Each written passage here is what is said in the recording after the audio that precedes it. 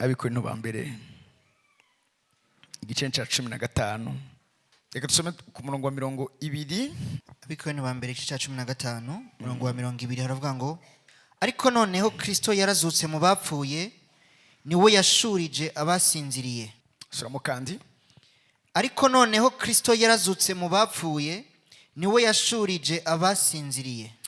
Ijambo ry'Imana rivuze ngo nuko rero Kristo yarazutse mu bapfuye niwe yashurije. Iri jambo gushuriza canke yashurije abasinziriye harimo ijambo umushuzo, harimo ijambo kuba imfura, kuba uwa mbere.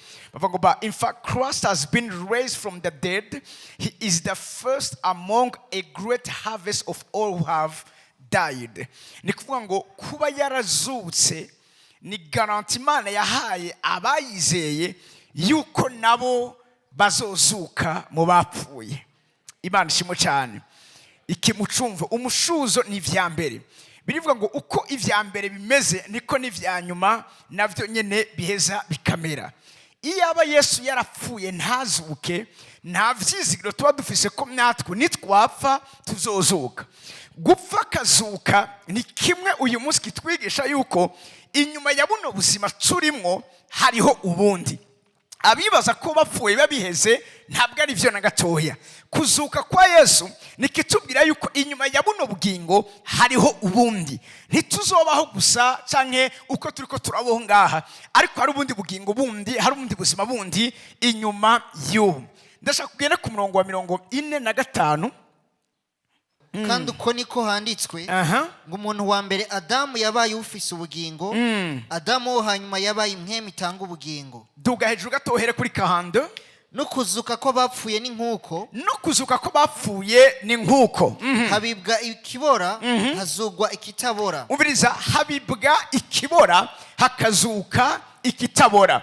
Birivuze ngo no kuzuka ko bapfuye ni nkuko, nuko nyene bimeze. Nimba Kristo yarapfuye akazuka, natwebwe abamwizeye nitwasinzira itiro ry'urupfu ijambo ry'Imana rivuga hariho ivyizigiro, kandi ufise nuko kwizera ko natuzokongera kugigwa bazima.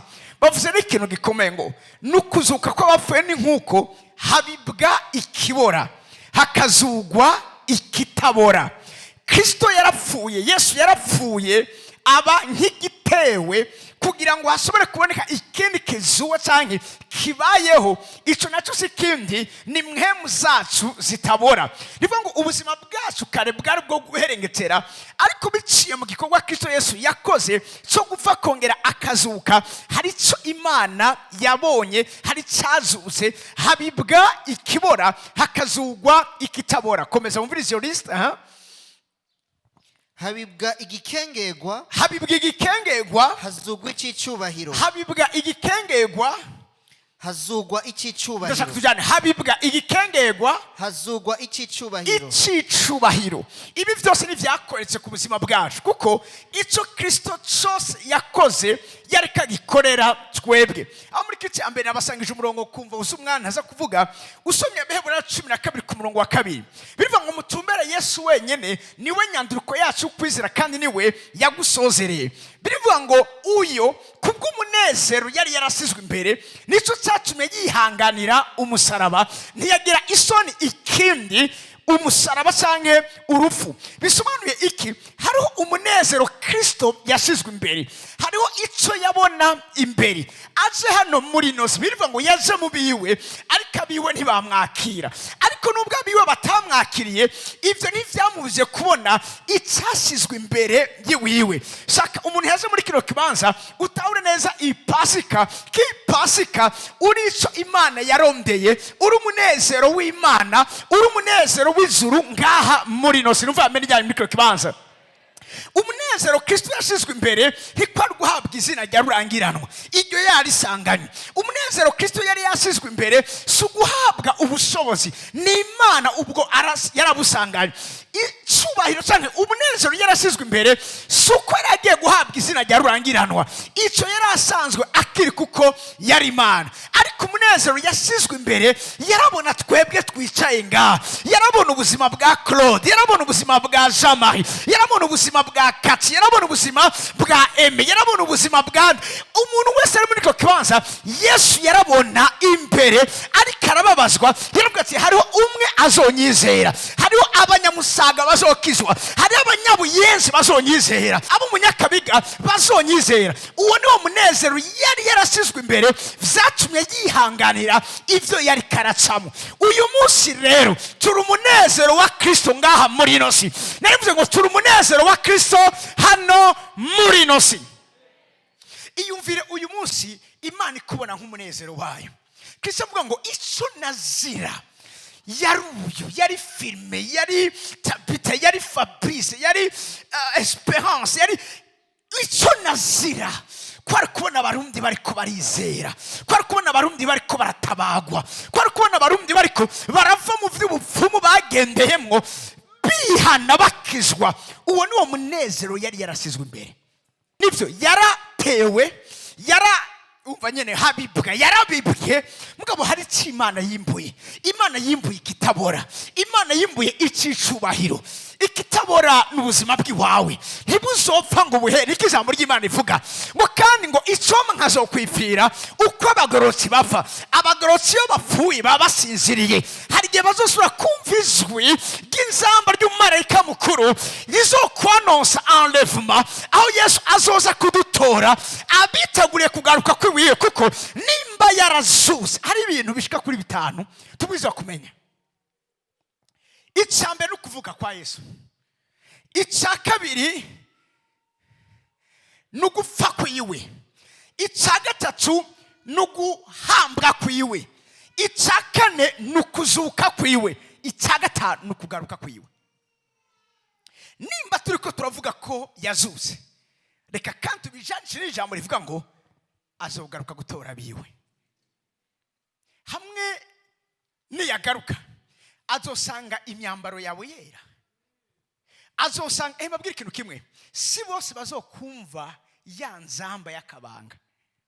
Abazoyumva ni babandi bamwiteguriye nk'abageni, kuko ijambo ry'Imana rivuga ngo ishengero n'umugeni ariko aritegurira mariage. Mariage hamwe n'umwami wacu cyangwa n'umukunzi wacu ntizobera ngaha mu isi. Salle de réception ntiri ngaha mu isi, ntiri mu gihugu cyo ngaha mu isi.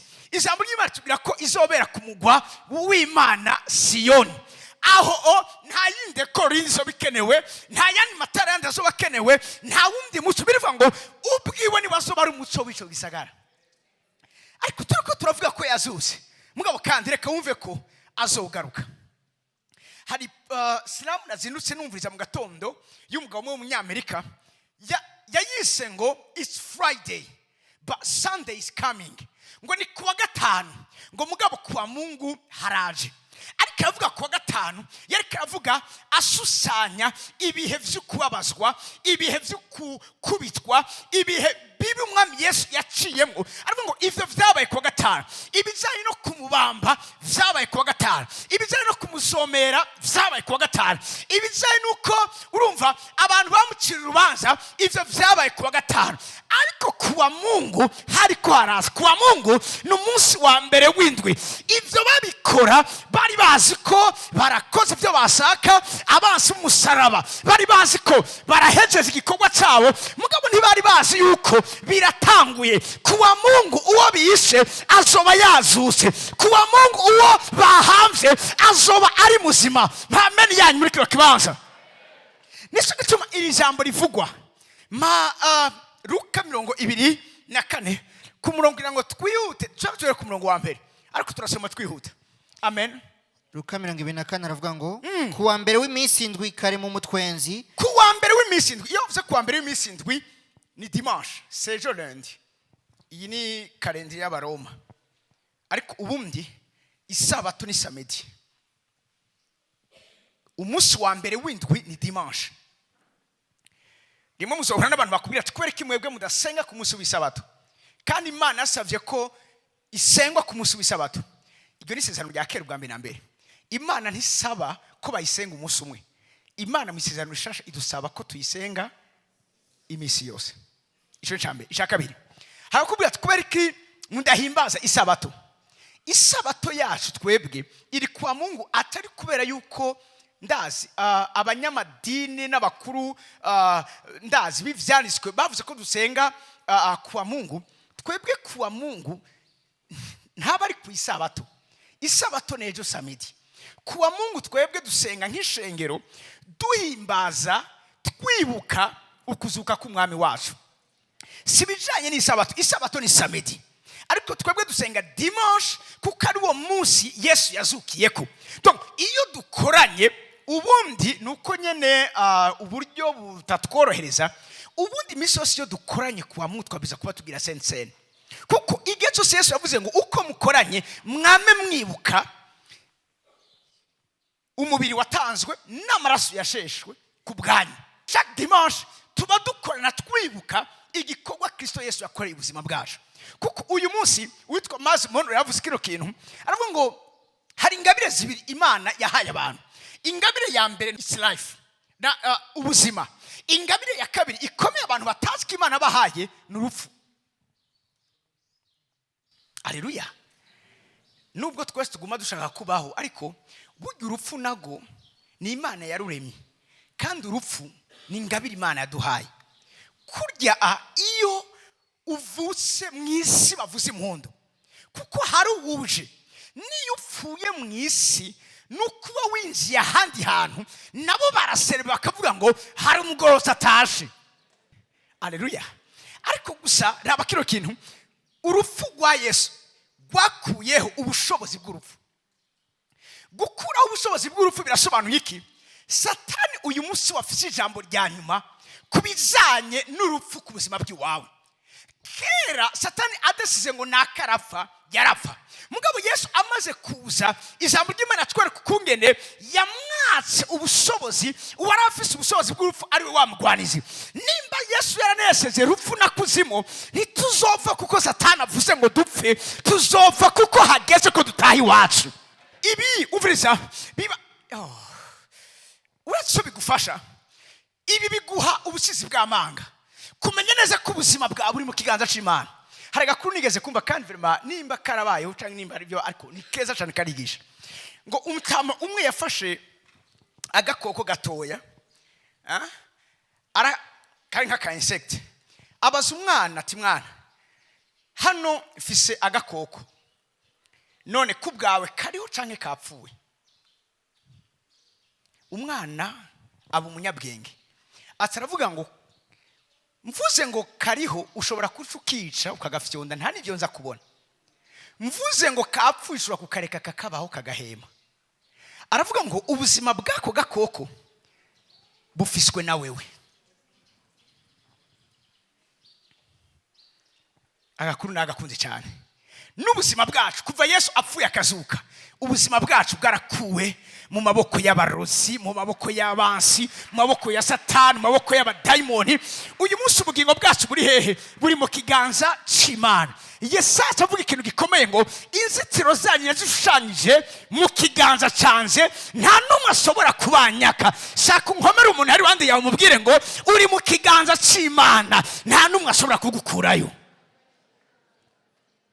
Haleluya. Haleluya.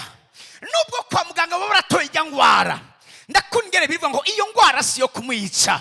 Umviriza, ushobora kugwara mugabo iyo ngwara nta bushobozi ifise bwo kukwica, kuko umunsi uzopfa n'umunsi Imana izoba yadesije yuko ikwiyegereza. Ariko nimba itavuze ego, urupfu nishobora kugutwara. Uvise mpamere ya muri kino kibanza.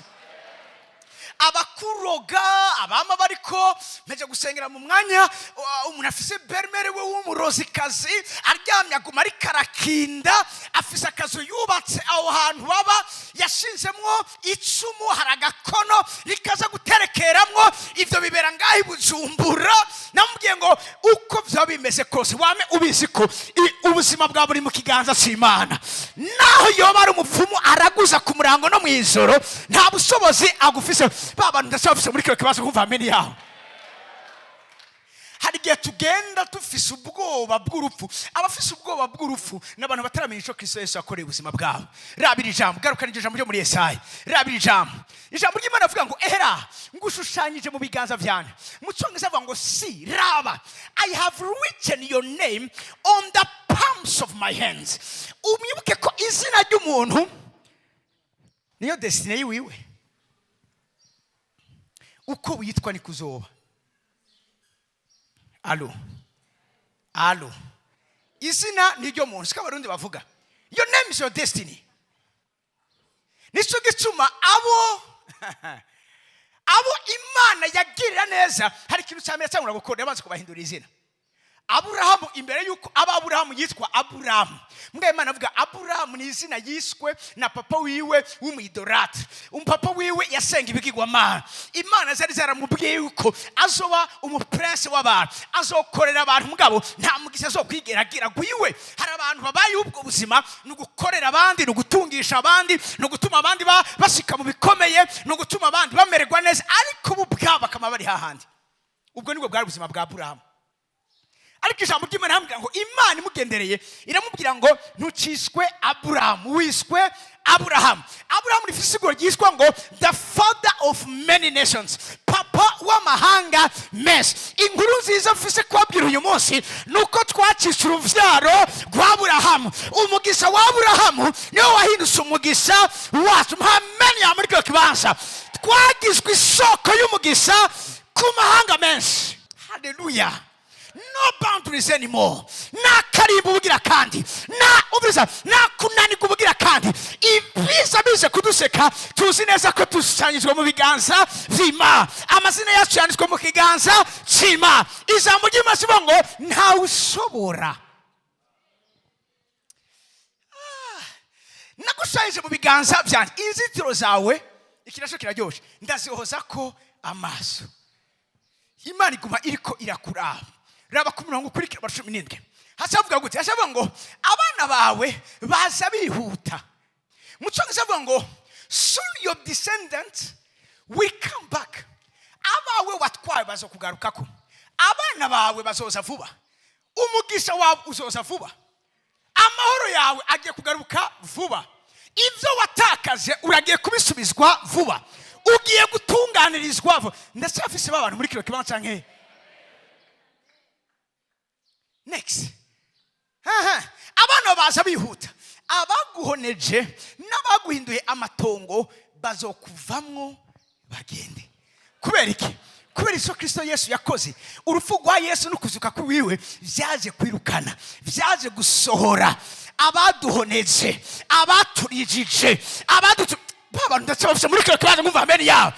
Abagugiriye nabi, inkozi z'ikibi, babandi badakeneye kutwenga, birivuze ngo bazokuvamwo bagende. Hallelujah. There we go away. Bakuvemo mu izina rya Yesu. Bakuvemo mu izina rya Yesu. Ibikubuza gukomera bigende kure ya mu izina rya Yesu. Ibikubuza gutwenga bikuvemo. Ibikubuza amahoro biteshwe bite mu izina rya Yesu. Ibikubuza kugasa no kwagukirwa bigende mu izina rya Yesu. Amen irenze ngaho. Amen irenze ngaho. Ku murongo ukurikira. Unamura amaso yaho uraba impande zose. Babandi bose barakoranye. Bariko baraza kuri wewe. Tuzari kumwe. Umviriza. Abagore batatu baraza bazanye imota neza. Barabwira kubera iki muri ko muraronderera umuzima ahantu habapfuye. Uri yuko muza kuraba mumva igaragara unamura amaso yanyu. Murabe impande zose. Babandi vyabindi bimwe mwasezeranirwa, bimwe mwabyigwa, ya masezerano yanyu. Babantu bafise ndashobora kubasarisha gatoya. Bavuze ngo babandi bose barakoranye. Abo ni bande? Sabanse. N'abafise imigabo n'imigambi y'Imana ku buzima bwawe. Imakana 6:11. Mbabwira kugira ngo mutahure neza iki gicapo. Yohana igice 5 batubwira umuntu yagwaye imyaka 38. Ijambo ry'Imana ritubwira ngo iyo myaka yose 38 yamaze agwaye ntiyabwiza kuyimara. icyatumye agora nuko abantu biwe Imana yaramuteguriye ntibari bari hafi yiwe, bari baragiye. Kuko Yesu amubajije ngo urashaka, birivuga ngo amenye ko amaze igihe kinini agwariye abantu, aramaze urashaka gukira. Inyishu yari kuba yihuse yari ego ndashaka gukira. Umugabo amaze imyaka 38 agwaye ingwara, agwarira ku kidengeri Betesida, yamwishuye ngo nta muntu mfise. Ikibazo ntibwari ubushobozi bw'Imana, kuko hari umumarika yamanuka akibura amazi, ubaye wa mbere kuyajamo agakira indwara yari yo yose yaba yamufasha. Ariko uyu mugabo yamaze imyaka 38, abandi bafise abantu babo babatererayo ijyambere bagakira indwara iyo ari yo yose. Ariko uyu mugabo ikibazo yagize iyi myaka yose yabuze umuntu. Vuga ngo yabuze umuntu, cyane ngo si yabuze umuntu, yabuze. Meme no mu buzima bwacu icyo Imana ikora ubuzima bw'umuntu igicisha ku muntu kugira ngo tuvuke. Imana akoresheje umuntu kugira ngo twige. Imana akoresheje umuntu kugira ngo mumenye ijambo ry'Imana. Imana ikikoresha umuntu kugira ngo kwa muganga bakuvure. Imana ikoresha umuntu kugira ngo uronke akazi. Imana ikoresha. Ndacafise abantu muri kino kibanza. Vuga ngo ndakeneye umuntu wanje. Uti ndakeneye umuntu wanje. Umuntu ukeneye sabari bose bo ku ma social media, sabari bose bo mu ma club, sabari bose mu ma association. Umuntu ukeneye ninde? N'uyu muntu ari ngaha muri Yesaya 26:11. Haravuga ngo nzohamagara igisiga caromoye kive iburasirazuba. Ico gisiga ni kibavuze ngo nico umuntu afise imigabo yanje. Nico umuntu sigisiga compare n'umuntu. Ico gisiga kigeranywa n'umuntu. Aya mpamenya muri kino kibanza niwe muntu wanje afise imigabo yanje ava mu gihugu cyakure. Muyani majambo hari umuntu Imana yarungikanye ibyawe. Ndasenga Imana ngo uyo muntu akwegere hafi, uwo muntu abe hafi yawe, uwo muntu yumvishwe y'Imana rimuhamagara kuzaho. Mpamenya muri kino kibanza. Haleluya. Abantu bawe baze, abantu bawe apana batari gwawe, abawe bazi, abafise promotion yawe bazi, abafise financement ya projet yawe bazi, abafise icubahiro cyawe bazi. Mpameni ya muri kino kibanza abafise siguro y'indoto ufise baze ku buzima bwawe. Mbabwira rimwe nararongose mu 2004 ndota mpagaze.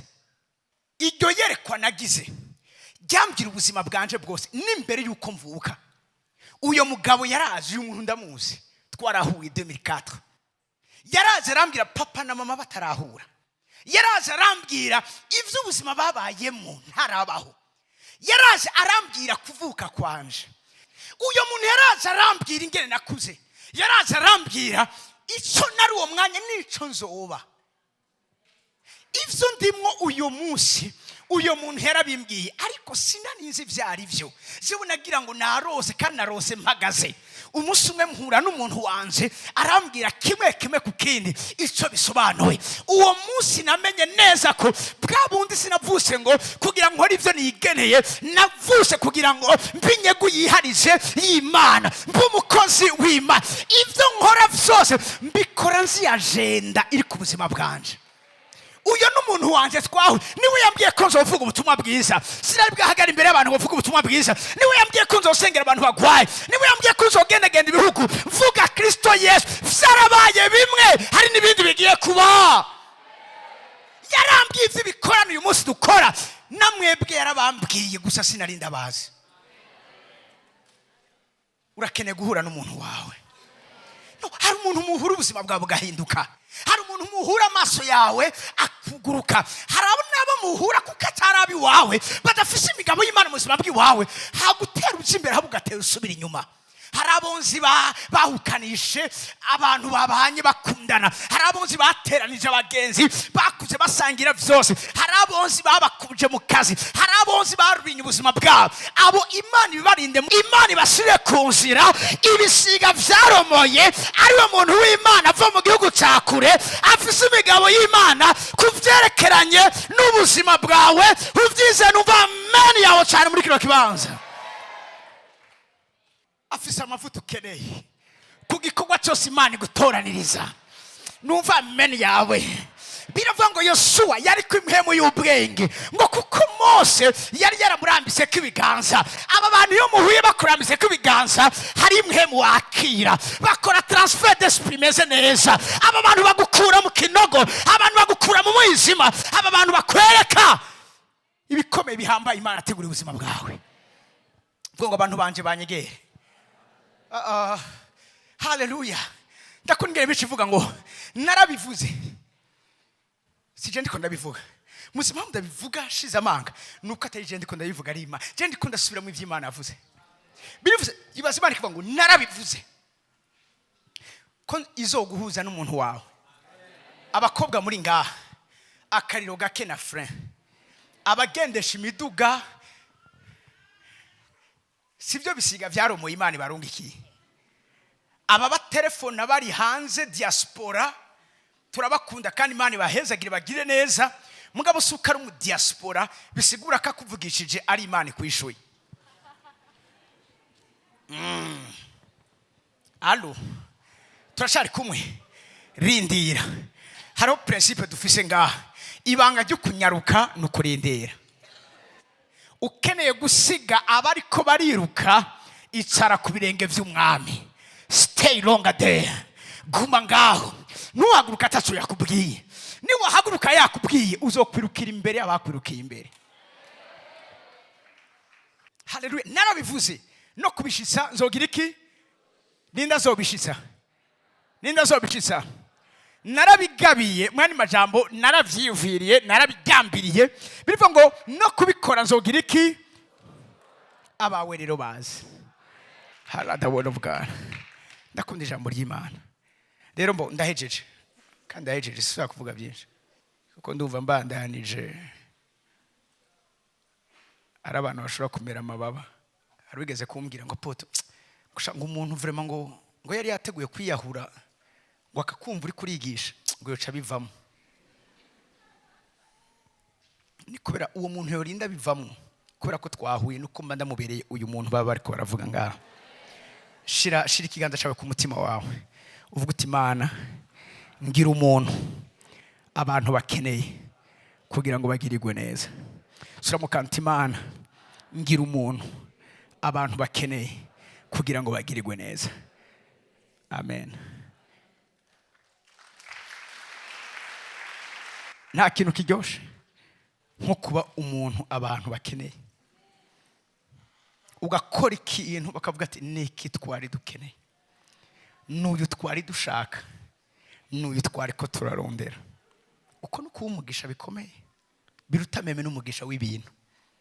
Kuko umuntu ashobora kuba afise ibintu mugabo yatagira umugisha wo mu mutima akaryama akakumva atameze neza.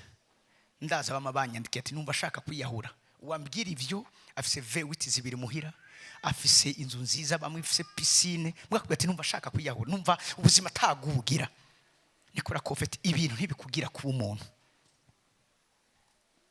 Imana niye kugira ku umuntu. Imana bagire abantu isikeneye. Amen.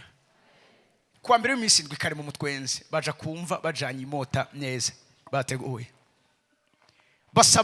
Basanga ikibuye cyatembagajwe kivuye kumva.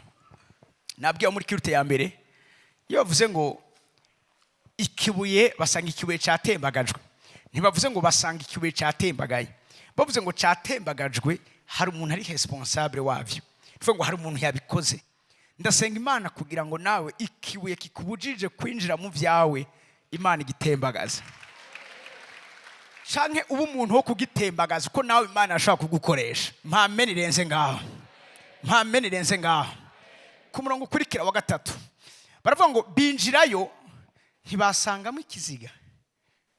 Urazi wari uzi kuza gusangaho umuntu yapfuye mbwa ugasanga ntawe uhari.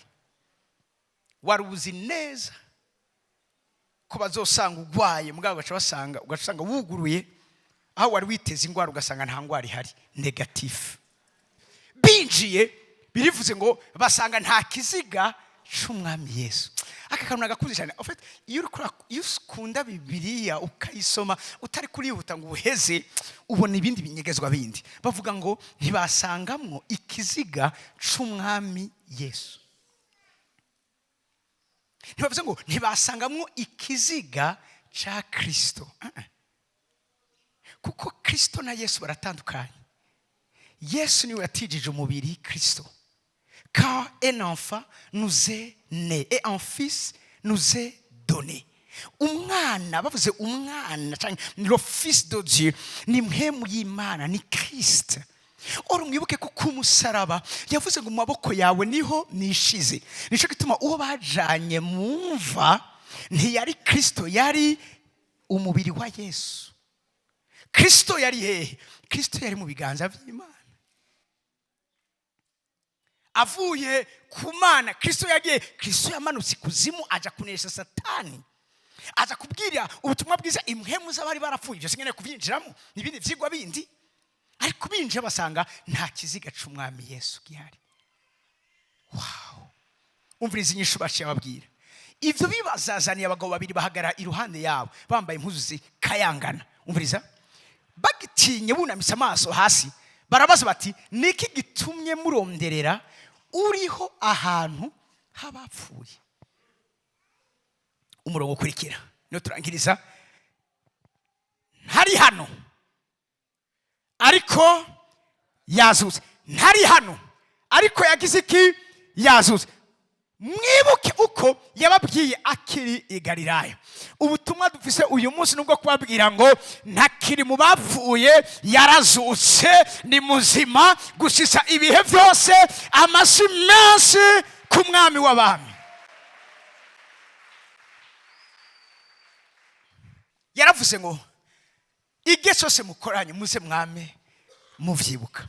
Mwibuke ko natangiwe ibicumuro byanyu, kandi mwibuke ko nashesha amaraso kugira ngo mwinjire mu isezerano rishasha. Ibi navyo nta mwanya afise wo kubivuga, kuko iyo tuvuze ngo isezerano rishasha hari ubwiza bw'isezerano rishasha. Ndabakaro kamwe gusa hanyuma dukore senseno. Iyo bavuze isezerano rya kera n'isezerano rishasha, just akantu gatoya. Mu isezerano rya kera papa wanje akoze icaha, nanje Imana umwana wiwe yamharura ko ico caha papa yakoze. Umwana wanje agaharurwa ko ico caha, n'umwuzukuru wanje akazohorerwa ko ico caha ataco bo bigeze bakora. Nimba Imana yahanye mutama kubw'ivyo yakoze, ico gihano nanje Imana yakimpana ikagihana uzovyara n'uwo nawe azovyara. Hari igihe Imana agenda gushika kurunganwe rw'indwi. Ariko mu isezerano rishasha birivuga ngo irya mbere taboneka ko agasembwa ntaba yaratoye irindi, ngo irya mbere yararisazishije, kandi ngo igishaje kiba kigomba gihere. Birivuga uyu munsi ngo nta mwana azozira ibigabitanyo vyase. Nimba papa yarakoze icaha, Imana izoza kwimharura, izobiharura kuri papa.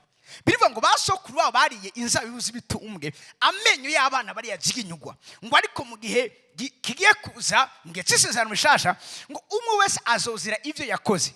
Ngo uri inzabibu z'ibitumbwe amenyo yiwe niyazojiginyugwa, ntazojiginyugwa ayo umwana wiwe.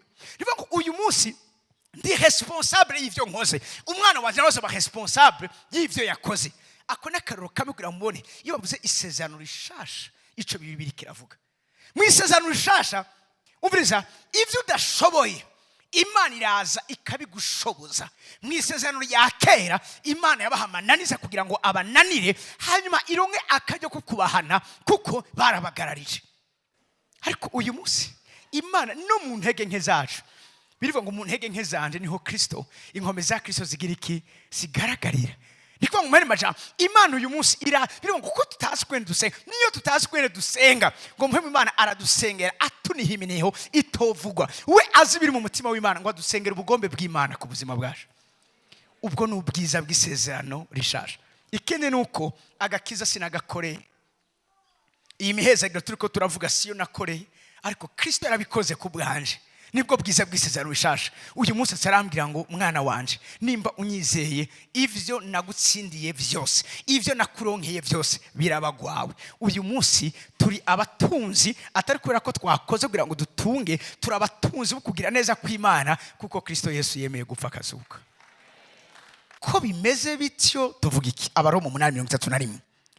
Bisanzwe Imana iri mu ruhande rwacu, mbega uwo tugwanya nene. Uyu munsi ikibazo dufise ni uwo muntu yoshaka kutugwanya Imana iri mu ruhande rwacu. Ko biravuga ngo n'abazogutera si je nzoba ndabagomoye, nimba aribo baguteye atari je nabatumye, mu yandi majambo nzoba sanzaza ndabirukane baciye mu nzira ndwi. Ndacafise abantu b'Imana muri kino kibanza. Aleluya. Ko bimeze bityo tuvuga iki? Bisanzwe Imana iri mu ruhande rwacu, uwo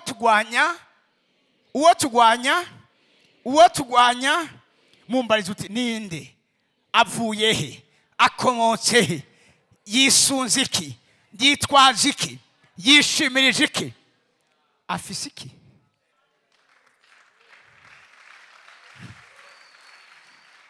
Next. Itimanye umwana wayo ikamutanga ku bwacu twese, izobura ite bingahe? Umbiriza, nimba itashoboye kutwima umwana wayo, nta na kimwe muri ino si itoshobora kuduha. Icari kigoye kwari gutanga umwana wayo, nawe kubwira ati mu mwana wawe, Jean mu mwana wawe, Aline mu mwana wawe.